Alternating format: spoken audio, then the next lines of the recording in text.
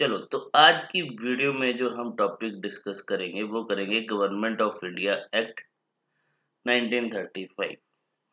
तो हमारे पास ये जो गवर्नमेंट ऑफ इंडिया एक्ट था, ये बेस था आपके पास वाइट पेपर पे। वाइट पेपर, जो वाइट पेपर जो इशूड किया गया था by the British government after third round table conference, जो हमने बात करी थी। दैट मीन्स ये किसका बेस बता रहा था? ऑन द इंडियन कॉन्स्टिट्यूशन का। ठीक है। अल्टीमेटली जो व्हाइट पेपर था प्रिपेयर किसने किया था? ब्रिटिश गवर्नमेंट ने ही प्रिपेयर किया था after the third round table conference. अब ये जो व्हाइट पेपर था जिसपे ये सारा government of India act based था, ये किसके बारे में डील कर रहा था? ये बात कर रहा था फेडरल सेटअप की। That means provision of federal government की एंड प्रोविंशियल ऑटोनॉमी की।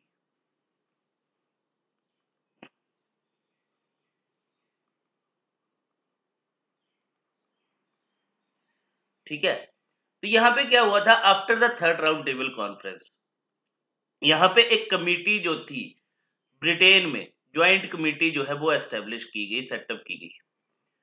Joint committee of the houses, मतलब ब्रिटेन के दोनों हाउसेस के मेंबर्स थे इस कमेटी में। ठीक है। ये सेटअप की गई ब्रिटिश पार्लियामेंट की। ठीक है। और किसकी हेडशिप में, किसकी चेयरमैनशिप में? चेयरमैन थे लॉर्ड लिनलिथगो।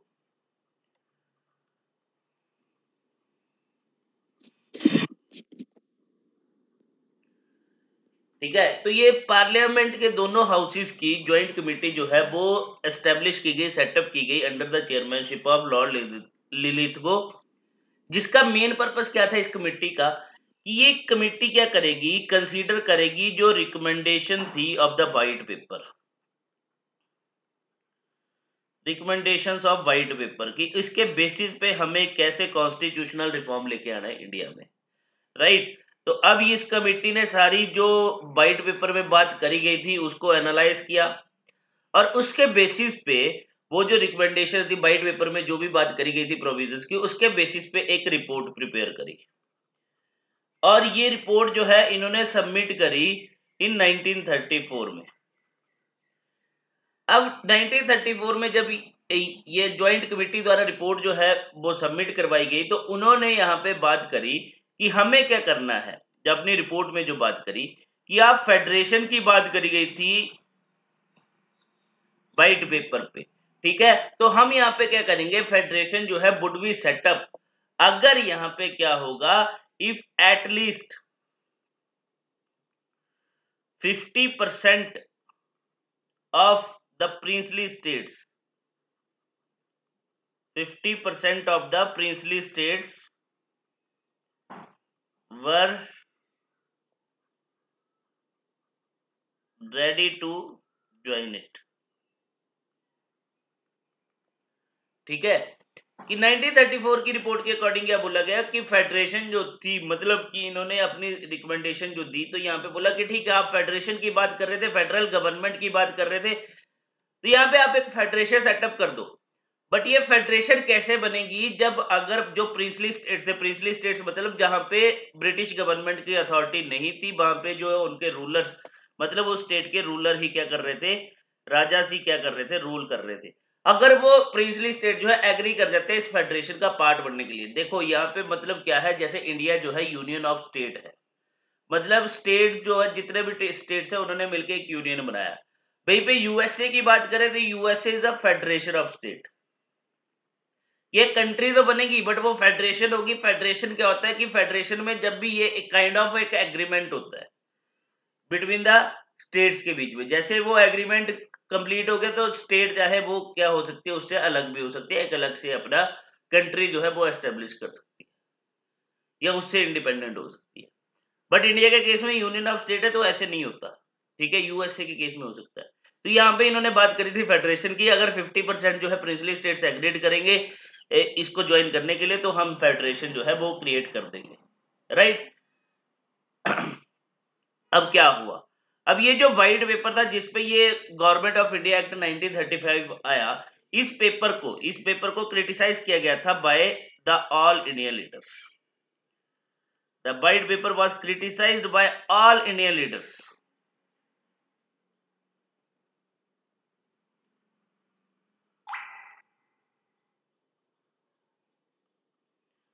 ठीक है, बट हुआ क्या, अब देखो इसका विरोध तो सबने किया, क्रिटिसाइज तो सभी ने किया, इंडियन पार्टी जो थी, मेन लीडर जितने भी थे, सभी ने व्हाइट पेपर का क्रिटिसाइज किया। बट उस टाइम पे जो हमारे पास सेक्रेटरी ऑफ स्टेट थे वो थे सैमुअल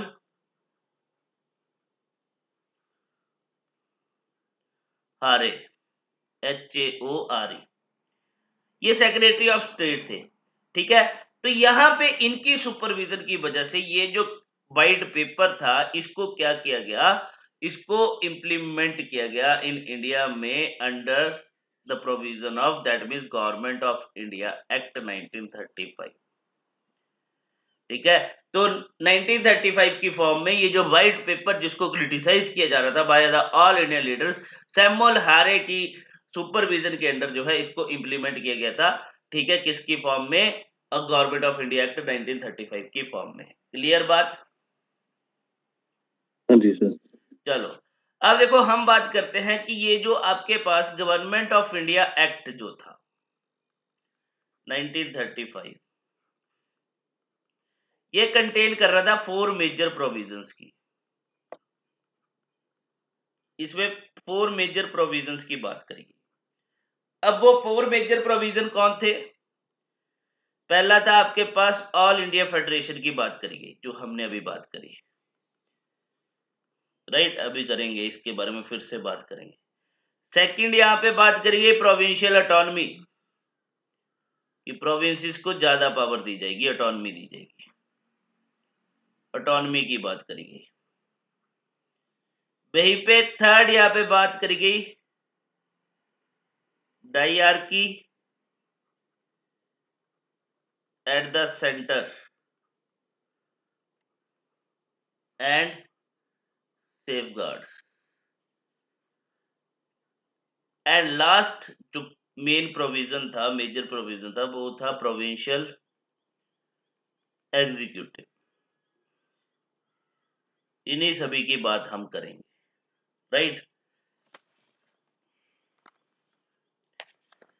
बट अगर हम इससे पहले बात करते हैं सोर्सेस की, sources of the government of India act 1935, क्या सोर्सेज रहे? तो देखो अगर बात की जाए जितने भी एक्ट अभी तक हमारे पास हमने डील किए, उनमें से सबसे लेंथिएस्ट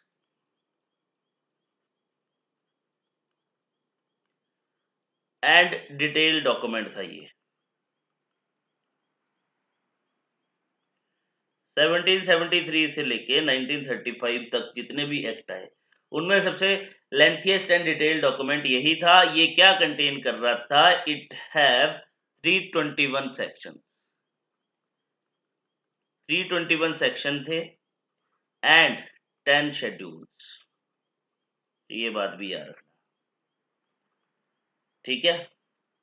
एंड ये जो एक्ट जो था, it was based on Simon commission report पे, बेस्ड था साइमन कमीशन रिपोर्ट, ठीक है। Second, the report of all party conference, the report of all parties conference, that means ये किसकी बात कर रहा है? जो हमने यहाँ पे की थी नेहरू रिपोर्ट, ठीक है। एंड थर्ड यहाँ पे बात करी गई जो डिस्कशंस यहाँ पे हेल्ड हुई थी between the British government and the Indian leaders in all 3 round table conferences. जो आपके पास 3 राउंड टेबल कॉन्फ्रेंसेस हुई थी, उनमें जो डिस्कशंस हुई थी उससे भी इसमें प्रोविजंस इंसर्ट किया गया। And the white paper which was based published after the third round table conference, and the joint select committee report, ये जो आपके पास ज्वाइंट कमेटी जो थी of the parliament, British parliament जो प्रिपेयर की गई थी, उसकी रिपोर्ट के बेसिस पे joint select committee report, and last यहाँ पे लास्ट क्या था यहाँ पे, the Lothian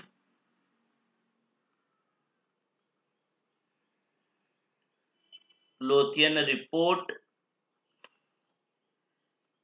which determined the electoral provision of the act। तो ये भी याद रखना, लोथियन रिपोर्ट थी जो क्या डिटरमिन कर रहा था, the electoral provision of the act. बात क्लियर? चलो, तो इन पे जो था ये सारा बेस था, राइट। अब बात करते हैं हम प्रोविजंस की। तो सबसे पहले हम यहाँ पे बात करेंगे गवर्नमेंट ऑफ इंडिया एक्ट के फर्स्ट प्रोविजन की, जिसपे बात करी गई थी establishment of all federation, establishment of all federation.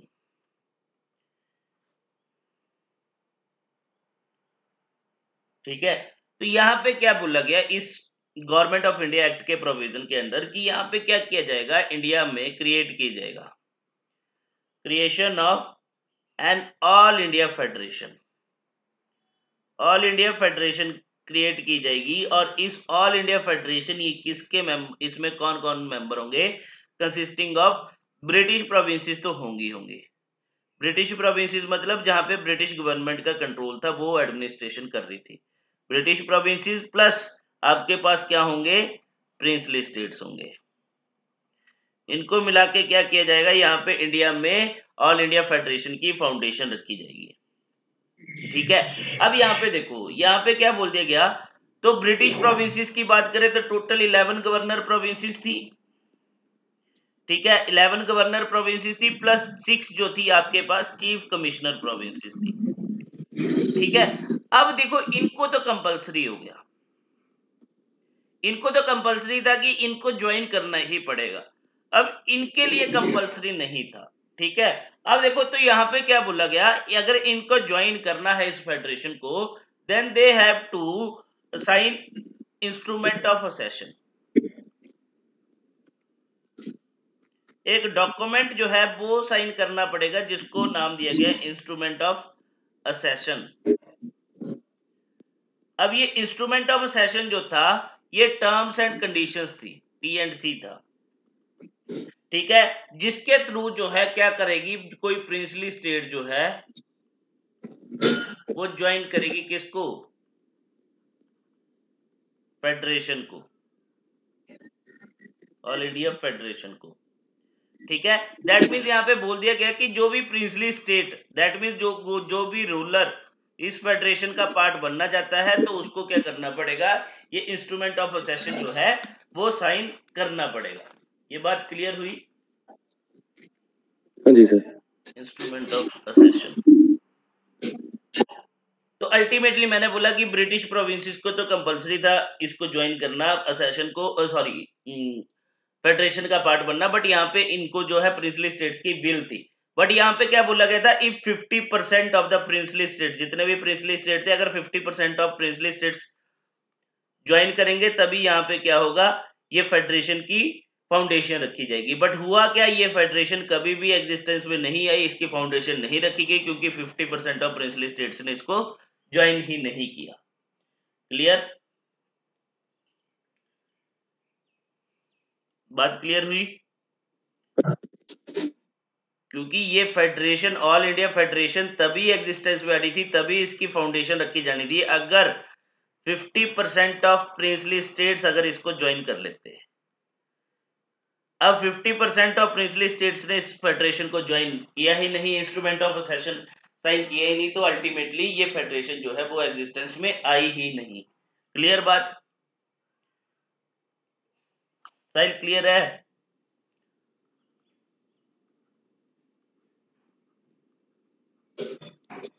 चला ही तो नहीं गया। नहीं क्लियर है सर। ठीक है, डिवीजन ऑफ सब्जेक्ट।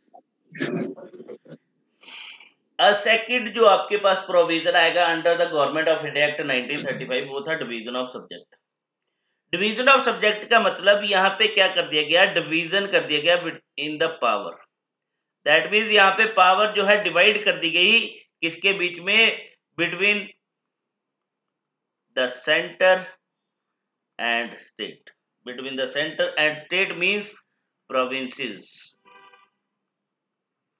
प्रोविंसेस और सेंटर के बीच में जो है डिवीजन कर दिया गया। तो यहाँ पे सब्जेक्ट्स की बात करें तो यहाँ पे 3 सब्जेक्ट जो है वो क्या किए गए, इशूड किए गए। अब 3 सब्जेक्ट कौन से थे, एक थी आपके पास फेडरल लिस्ट, मतलब ये लिस्ट में डिवाइड कर दिए सब्जेक्ट्स को। फेडरल लिस्ट, एक आपके पास आ गई provincial list, and third is your concurrent list. Federal list में कितनी आइटम्स थी आपके पास, had 59 items, then 54 items, then concurrent list में 36 items, राइट। तो ये था आपके पास। और वहीं पे रेसिडरी पार की बात करें तो रेसिडरी पार किसको दे दी गई, रेसिडरी पार जो है वो किसके पास दी गई, to the governor general of India, और we can say viceroy, वो वाइस रॉय के पास थी। डन बात, क्लियर। हाँ जी सर। नेक्स्ट प्रोविजन की बात करते हैं, ये थर्ड प्रोविजन आ गया। यहाँ पे बात करेंगे हम introduction of the provincial autonomy.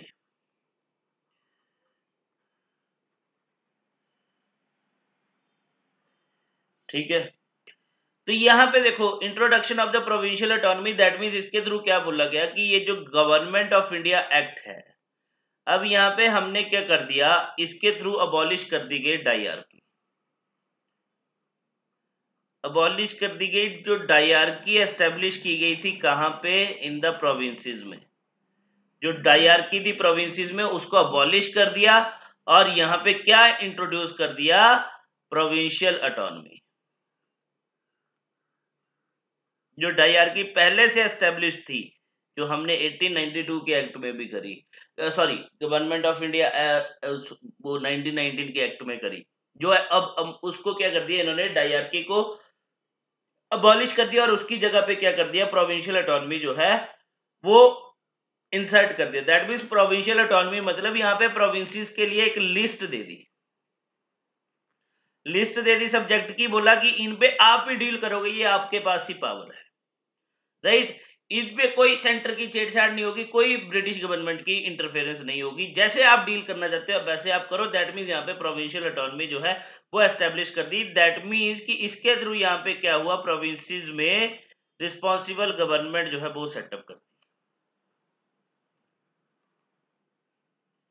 Right. और तो यहीं पे बोला गया कि अब क्या होगा, गवर्नर जो होगा, गवर्नर ऑफ द प्रोविंस, मतलब उस प्रोविंस का जो गवर्नर है वो क्या होगा, हेड होगा एग्जीक्यूटिव का, एग्जीक्यूटिव हेड होगा वो, ठीक है। और उसको जो है, दैट मीन्स एग्जीक्यूटिव हेड है, तो गवर्नर को क्या करना होगा, एक्ट करना होगा किसके अकॉर्डिंग, अकॉर्डिंग टू द जो एडवाइस उसको दी जाएगी बाय द मिनिस्टर्स, मिनिस्टर के एडवाइस पे उसको क्या करना पड़ेगा, एक्ट करना पड़ेगा। तो अल्टीमेटली जो ये गवर्नर और ये मिनिस्टर जो एक्ट करेंगे वो डायरेक्टली रिस्पॉन्सिबल होंगे किसके, टू द लेजिस्लेचर के। कौन सा लेजिस्लेचर, प्रोविंसेस की बात कर रहे हैं तो प्रोविंशियल लेजिस्लेचर के डायरेक्टली रिस्पॉन्सिबल होंगे, राइट। तो ये सिस्टम जो था ये एग्जिस्टेंस में आया आपके पास इन 1937 में, बट बाद में इसको डिसकंटिन्यू कर दिया गया इन 1939 में। बात क्लियर। हाँ जी सर। चलो अब नेक्स्ट प्रोविजन की तरफ चलते हैं, प्रोविजन नंबर 4, जो यहाँ पे बात करेगी डायरार्की एट द सेंटर। देखो इससे पहले हमने क्या किया, प्रोविंसी से डायरार्की को अबॉलिश कर दिया और प्रोविंशियल ऑटोनॉमी वहां पे सेटअप कर दी। अब हम बात कर रहे हैं कि डायरार्की एस्टेब्लिश की गई सेंटर में। तो डायरार्की जब सेंटर में एस्टेब्लिश की गई तो यहाँ पे फेडरल सब्जेक्ट्स की बात करेंगे। फेडरल सब्जेक्ट्स की बात करें तो यहाँ पे हमारे पास दो टाइप्स ऑफ सब्जेक्ट होते हैं, एक ट्रांसपोर्ट सब्जेक्ट, एक हमारे पास रिजर्व सब्जेक्ट। अब ट्रांसपोर्ट सब्जेक्ट की बात करें तो यहाँ पे बोला गया ये जो ट्रांसपोर्ट सब्जेक्ट होंगे इनको एडमिनिस्ट्रेट किया जाएगा। देखो इससे पहले प्रोविंसेस में डायरार्की एस्टेब्लिश की गई थी तो वहां पे भी ट्रांसफर और रिजर्व थे, तो वहां पे जो एडमिनिस्ट्रेट किया जा रहा था बाय द गवर्नर और उसकी एग्जीक्यूटिव काउंसिल और गवर्नमेंट के थ्रू और काउंसिल ऑफ मिनिस्ट्री के थ्रू किया जा रहा था ट्रांसफर और रिजर्व सब्जेक्ट को। अब सेंटर की बात कर रहे हैं तो सेंटर में आ जाएगा वही रोल गवर्नर जनरल का। जैसे स्टेट में हमारे पास होता है गवर्नर, सेंटर में होता है हमारे पास प्रेसिडेंट, सेम वैसे ही बात कर रहे हैं कि यहाँ पे ये जो ट्रांसपोर्ट सब्जेक्ट्स है इनको गवर्नर जनरल या फिर हम बोल सकते हैं कि वाइस रॉय एडमिनिस्टर किया जाएगा, वाइस रॉय के द्वारा with is council of minister के थ्रू। ठीक है, और ये जो बोला कि ये जो नंबर ऑफ मिनिस्टर जो है वो एक्सीड नॉट मोर देन 10 से ज्यादा नहीं हो सकते। और ये जो काउंसिल ऑफ मिनिस्टर होंगे ये रिस्पॉन्सिबल होंगे अपने फंक्शन के लिए अल्टीमेटली टू द लेजिस्लेचर के लिए। अगर मैं ट्रांसपोर्ट सब्जेक्ट्स की बात करें तो ये डील करता था विद द एजुकेशन के साथ, हेल्थ के साथ, फॉरेस्ट के साथ, लोकल गवर्नमेंट के साथ, एटसेट्रा एटसेट्रा। राइट, तो ये था आपके पास। वहीं पे रिजर्व सब्जेक्ट्स की हम बात करें तो रिजर्व सब्जेक्ट्स को क्या बोला है, इसको एडमिनिस्ट्रेट किया जाएगा by the governor general and his executive council. That means जो हम बात कर रहे थे गवर्नर जनरल इन काउंसिल की, और वाइस रॉय एग्जीक्यूटिव काउंसिल भी आप बोल सकते हो। ठीक है, बट यहाँ पे देखो बोला कि ये जो गवर्नर जनरल द्वारा जो इसको किया जाएगा, रिजर्व सब्जेक्ट्स को डील किया जाएगा, एडमिनिस्ट्रेट किया जाएगा, तो इसमें सारे एग्जीक्यूटिव काउंसिल के मेंबर्स नहीं होंगे। तो बोला यहाँ पे गवर्नर जनरल होंगे और उसको असिस्ट करेंगे उसके 3 काउंसलर्स, मतलब उसके कोई 3 एग्जीक्यूटिव काउंसलर्स होंगे। अब ये 3 एग्जीक्यूटिव काउंसलर्स कौन होंगे, उन काउंसलर्स को अपॉइंट खुद गवर्नर जनरल ही करेगा, वाइस रॉय ही करेगा। वो वही डिसाइड करेगा कि इस फंक्शंस के लिए मेरे को कौन 3 काउंसलर जो है असिस्ट करेंगे। राइट, अब इन रिजर्व सब्जेक्ट्स की बात करें तो इसमें फॉर एग्जांपल आपके पास रिलीजियस अफेयर्स आ गया, डिफेंस आ गया, आपके पास एक्सटर्नल अफेयर्स आ गया, टैक्सेशन आ गया, ट्राइबल अफेयर्स आ गया, एटसेट्रा एटसेट्रा। तो ये कुछ आपके पास रिजर्व सब्जेक्ट्स रहते हैं। क्लियर बात? हाँ जी सर। अब नेक्स्ट प्रोविजन की तरफ चलते हैं। नेक्स्ट प्रोविजन की बात करें तो अब आपके पास आएगा principle of communal representation. Next provision आपके पास आएगा प्रिंसिपल ऑफ कम्युनल रिप्रेजेंटेशन। तो इसके थ्रू क्या किया गया, अब सेपरेट इलेक्टोरेट जो है वो प्रोवाइड किया गया फॉर डिप्रेस्ड क्लासेस को। ठीक है, दैट मीन्स शेड्यूल कास्ट की बात कर रहे हैं ये।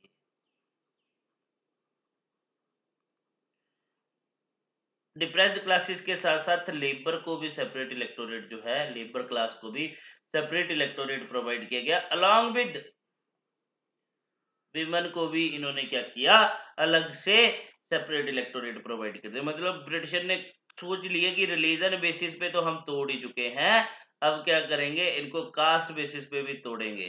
कास्ट बेसिस के साथ साथ इनको क्लास बेसिस पे भी तोड़ेंगे, रिच और पुअर में डिफरेंस करके। उसके बाद इनको जो है इन्होंने सोच लिया कि अब हम इनको जो है जेंडर बेसिस पे भी तोड़ेंगे। राइट, तो ये बात भी हुई। चलो तो नेक्स्ट अब आपके पास आएगा नेक्स्ट प्रोविजन जो हम बात कर रहे हैं यहाँ पे फेडरल लेजिस्लेचर की। फेडरल लेजिस्लेचर की बात करें तो यहाँ पे क्या एस्टेब्लिश किया गया, bicameral legislature. Bicameral legislature that means यहाँ पे दो हाउसेस थे जो हम पहले भी बात कर चुके हैं, upper house and lower house. Upper house को क्या नाम दिया गया, काउंसिल ऑफ स्टेट, जो कल के लेक्चर में भी बात करी थी।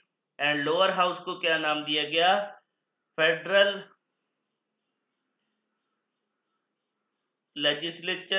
Legislative assembly. Council of state जो था it was a permanent body, ये आपके पास परमानेंट बॉडी थी। दैट मीन्स तो यहाँ पे ये परमानेंट बॉडी का मतलब क्या हुआ, नॉट सब्जेक्ट टू डिसोल्यूशन, ये कभी भी डिसॉल्व नहीं होगी। अब डिसॉल्व नहीं होगी बट हाँ यहाँ पे क्या बोला गया कि हम क्या करेंगे, हर इन एवरी 3 ईयर में 1/3 ऑफ इट्स मेंबर्स को रिटायर कर दिया जाएगा।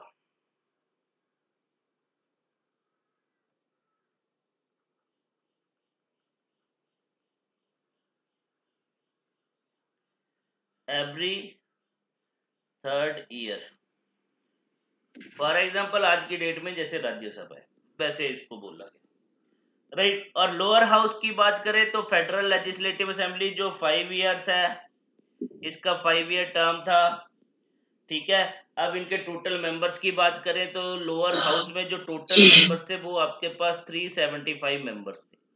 375 मेंबर्स थे, जिसमें से अगर हम यहाँ पे बात करें तो 375 में से 250 जो थे वो ब्रिटिश इंडिया के रिप्रेजेंटेटिव, मतलब ब्रिटिश इंडियन प्रोविंसेस जो थी वहां से रिप्रेजेंटेटिव आए थे, और 125 जो थे ये रिप्रेजेंट कर रहे थे प्रिंसली स्टेट्स को,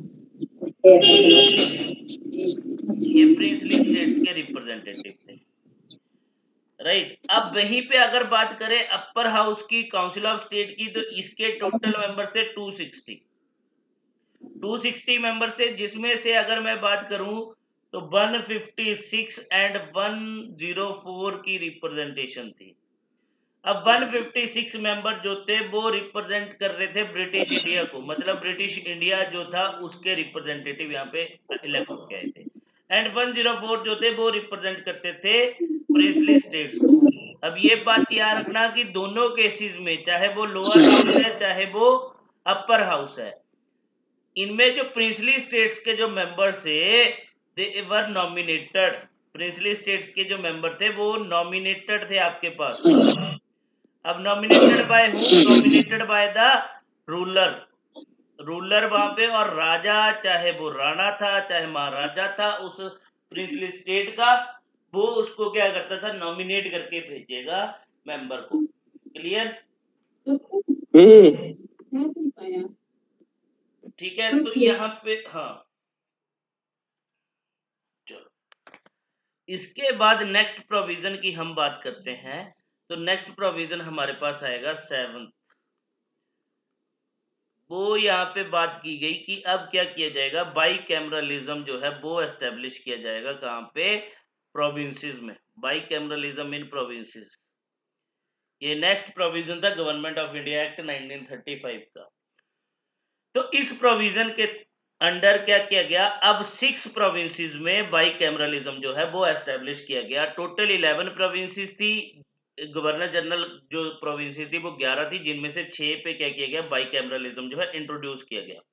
वो 6 कौन कौन सी थी आपके पास, बॉम्बे, मैड्रास जिसको मद्रास भी बोलते हैं, Assam, Bengal, Bihar and the united provinces UP. इन 6 प्रोविंसेस में क्या किया गया, बाइकैमरलिज्म जो है वो इंट्रोड्यूस किया गया, जिसके अंडर अब बाइकैमरलिज्म के अंडर यहाँ पे क्या किया गया, 2 हाउसेस जो है वो इंट्रोड्यूस किए गए। एक आपके पास लोअर हाउस जिसको बोला गया लेजिस्लेटिव असेंबली, एंड जो अपर हाउस था जिसको बोला गया लेजिस्लेटिव काउंसिल। तो ये हुआ, इतनी बात क्लियर। अब चलो इसके बाद नेक्स्ट प्रोविजन हमारे पास आएगा, यहाँ पे बात करी गई establishment of federal court. Federal court के एस्टेब्लिशमेंट की बात करी गई।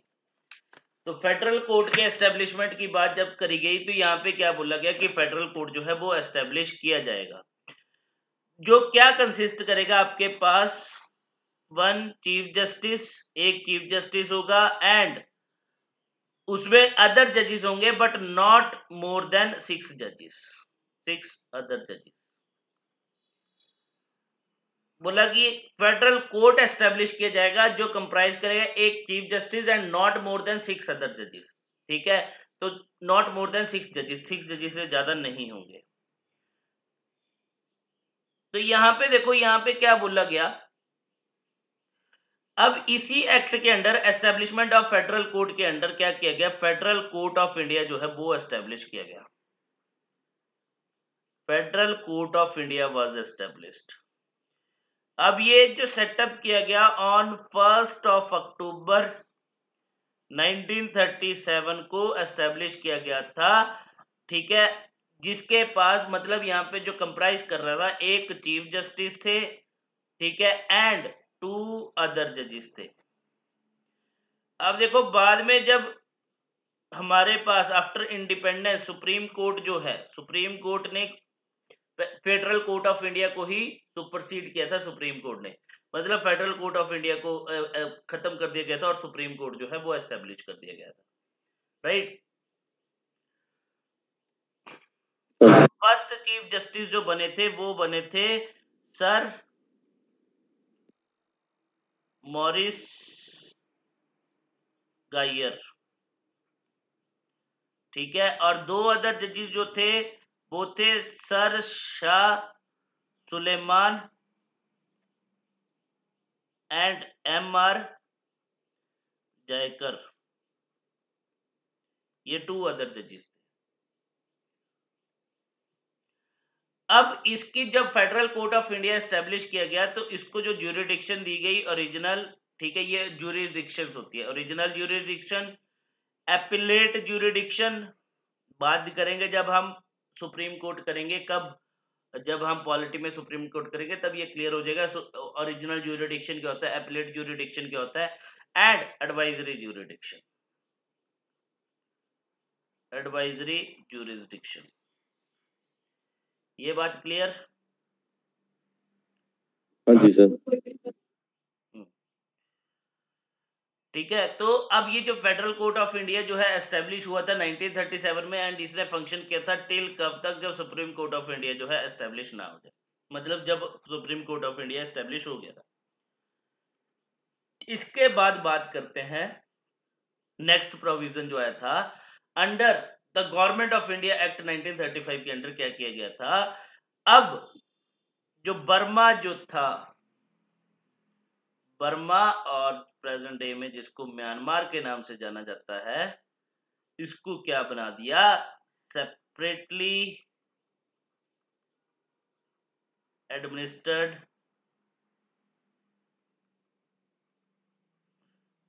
कॉलोनी जो है वो क्रिएट कर दिया बाय, मतलब इसको जो है सेपरेट एडमिनिस्ट्रेड कॉलोनी, और वी कैन से कि इसको क्या कर दिया, इंडिया से सेपरेट कर दिया, इंडिया से डिवाइड कर दिया किसको, बर्मा को।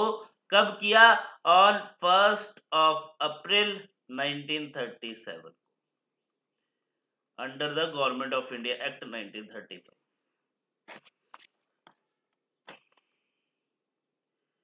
वहीं पे इसी गवर्नमेंट ऑफ इंडिया एक्ट 1935 के अंडर ही क्या किया गया था, फेडरल बैंक जो है वो एस्टेब्लिश किया गया था। एस्टेब्लिशमेंट ऑफ फेडरल बैंक, जिसको आज आप किस नाम से जानते हो, रिजर्व बैंक ऑफ इंडिया।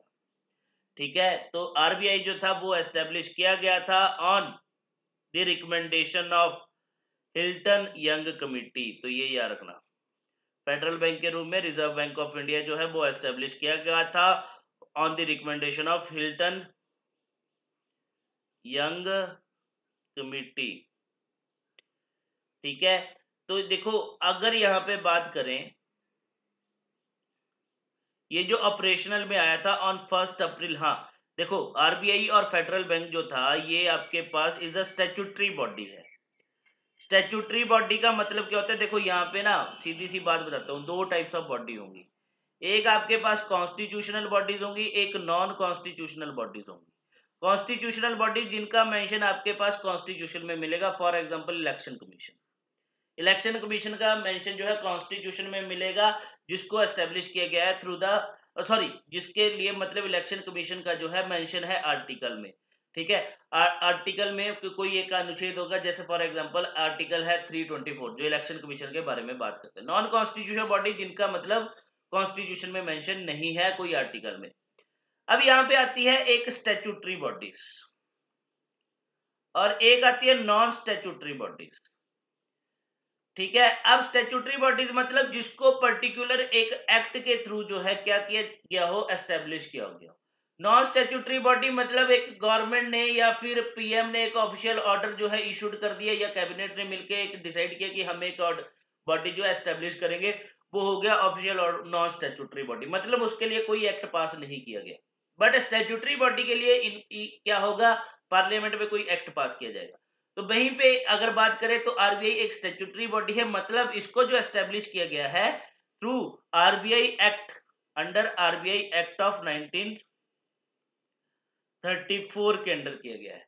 और ये जो ऑपरेशनल हुई थी, कब हुई थी, ऑन 1 अप्रैल 1935। अप्रैल 1935 को क्या हुई थी, ये ऑपरेशनल हुई थी। बात क्लियर? हाँ जी सर।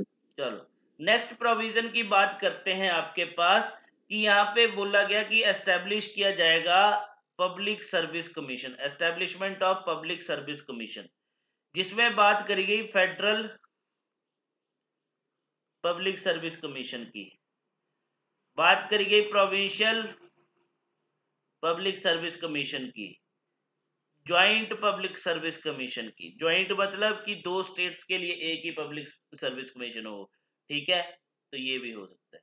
जैसे हमारे पास स्टेट पब्लिक सर्विस कमीशन होते हैं, एक यूपीएससी है, जैसे Himachal Pradesh public service commission है, पीसी है, public Punjab public service commission है, पीपीएससी है, राइट, ऐसे ऐसे जो एंड यहाँ पे नेक्स्ट प्रोविजन जो आया था, जो लास्ट प्रोविजन रहेगा हमारे पास गवर्नमेंट ऑफ इंडिया एक्ट का, जो बात करी गई कि यहाँ पे रीऑर्गेनाइजेशन की जाएगा, रीऑर्गेनाइज किया जाएगा प्रोविंसेस को, रीऑर्गेनाइजेशन ऑफ द प्रोविंसेस। तो अब इस एक्ट के थ्रू यहाँ पे क्या किया गया, सिंध को सेपरेट कर दिया गया। सिंध जो प्रोविंस थी, मतलब सिंध पहले क्या था, पार्ट था बॉम्बे प्रोविंस का, अब उसको सेपरेट कर दिया गया, was separated from Bombay province से। ठीक है, और यहीं पे क्या किया गया था, बिहार एंड उड़ीसा, उनको वर स्प्लिट इनटू सेपरेट प्रोविंसेस, उनको सेपरेट प्रोविंसेस में क्या कर दिया गया था, स्प्लिट कर दिया गया था। मतलब बिहार एंड उड़ीसा भी अलग अलग प्रोविंसेस बना दी गई थी, पहले ये एक ही प्रोविंस होती थी।